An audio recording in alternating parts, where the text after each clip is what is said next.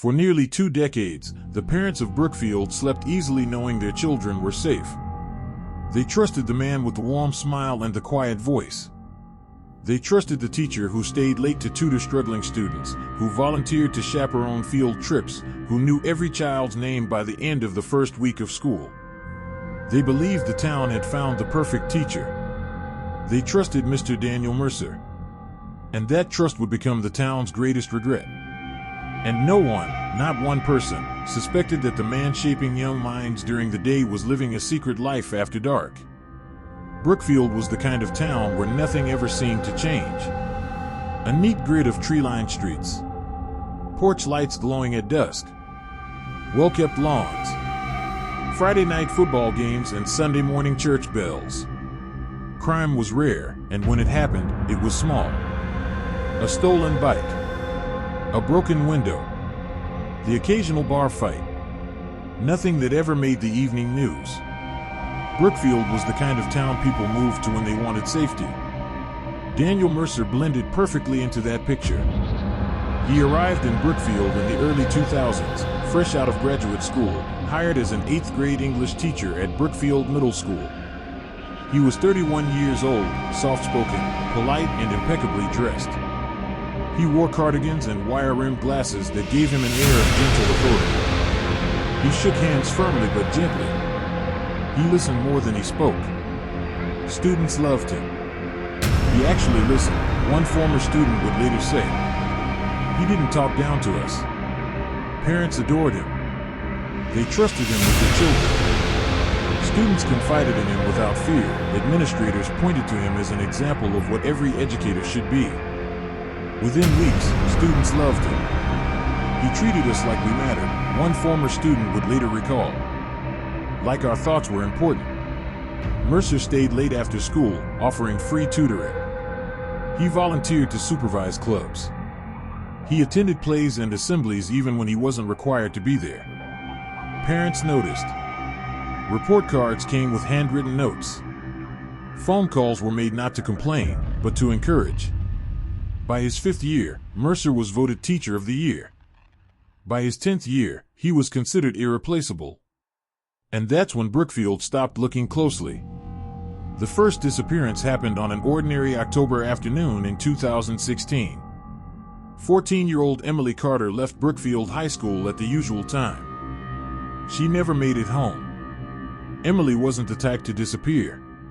She texted her mother constantly. She followed rules. She had plans for college and talked about the future. When she missed her bus and didn't answer her phone, panic set in immediately. Police were called. Friends were contacted. Search teams formed by nightfall. Daniel Mercer volunteered almost instantly. He handed out flyers. He walked wooded trails with other parents. He hugged Emily's mother as she sobbed on the courthouse steps. "We'll find her," he said quietly. "We won't stop." 3 days later, Emily's backpack was discovered near a forest trail just outside town. There were no signs of violence. No blood. No witnesses. Police concluded Emily had run away.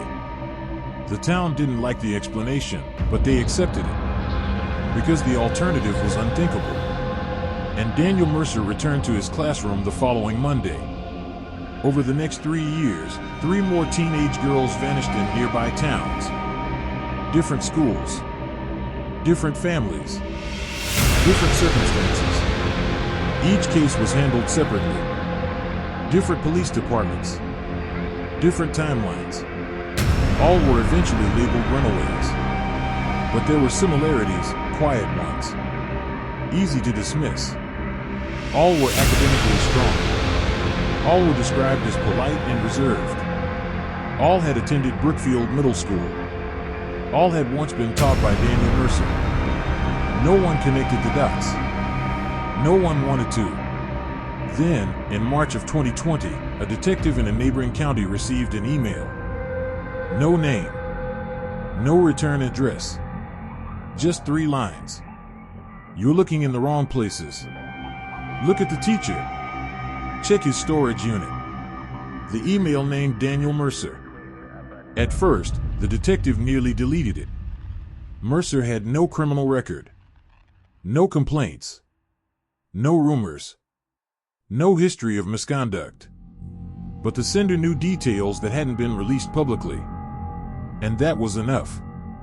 The detective ran Mercer's name through databases and found something unusual.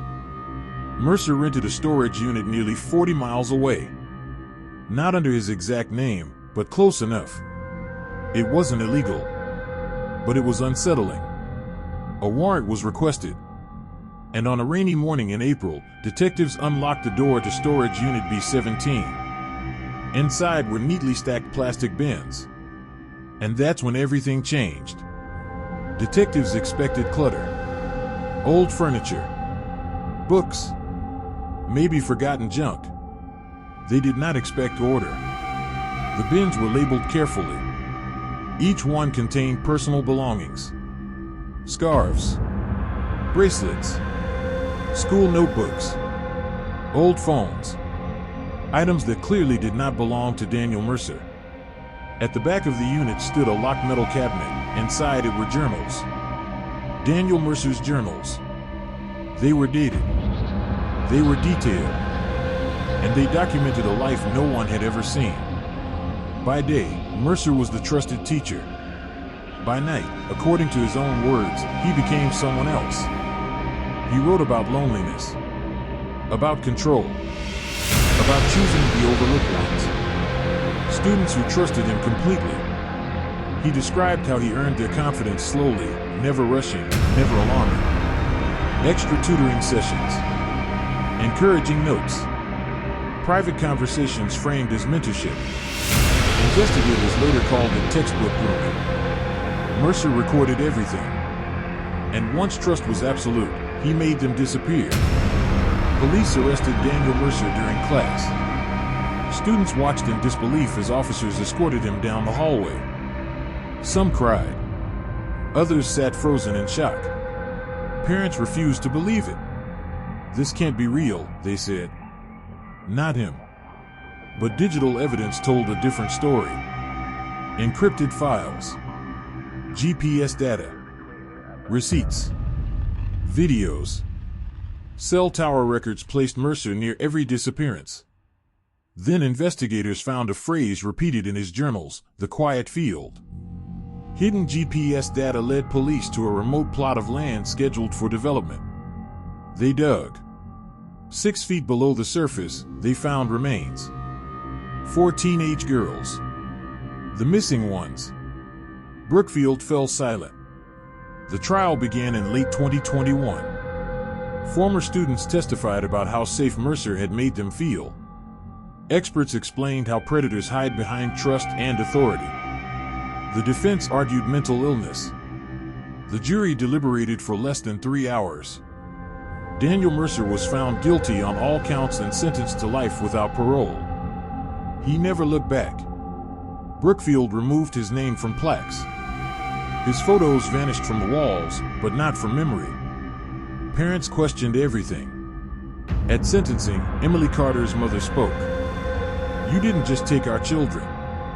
You took our peace." Because Daniel Mercer did not look like a monster. He looked like a teacher. And that is what made him dangerous. Sometimes evil doesn't hide in shadows. Sometimes it stands at the front of a classroom. And by the time the truth is revealed, it's already too late. This is the full true crime story of the teacher everyone trusted. Until his double life came out. A chilling reminder that evil doesn't always look the way we expect. Subscribe to Hidden Motives for more creepy true crime stories.